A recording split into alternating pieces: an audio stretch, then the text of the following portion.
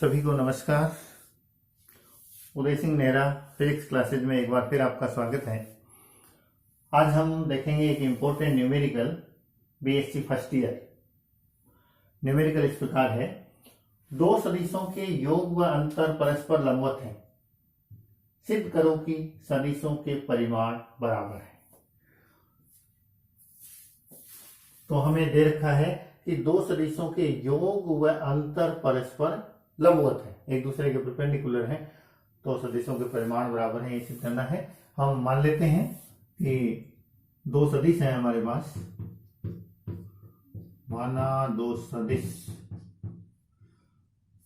कुछ भी मान सकते हैं हम, मान लो ए व बी है, ये दो सदिश हैं। योग व अंतर, तो इनका योग क्या होगा? दोनों सदिशों का योग ए वेक्टर प्लस बी वेक्टर, और अंतर क्या हो जाएगा? अंतर होगा ए वेक्टर माइनस बी वेक्टर। अब प्रश्नानुसार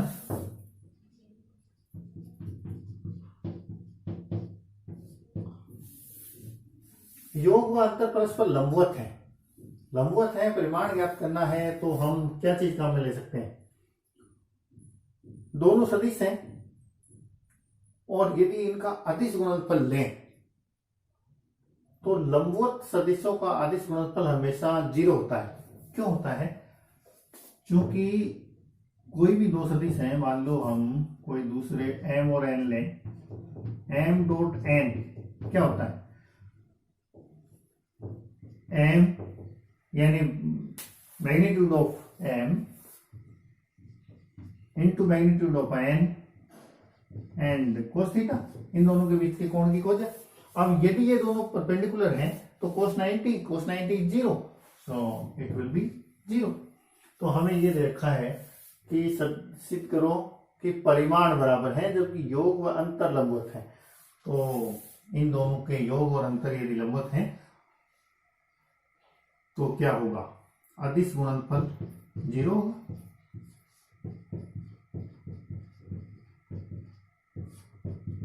जीरो होगा।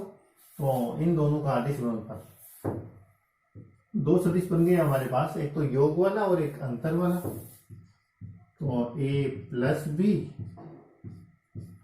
और इसका अदिश गुणनफल यानी dot product a minus b के साथ, और इसका रिजल्टेंट 0। अब इन दोनों को गुणा करके देख लेते हैं। a डॉट ए, यहां से a dot A minus a dot B plus b dot A और minus b dot B equal to 0। a dot A खुद का खुद के साथ गुणनफल क्या होता है? यदि m डॉट m होगा, इसका मतलब क्या होगा?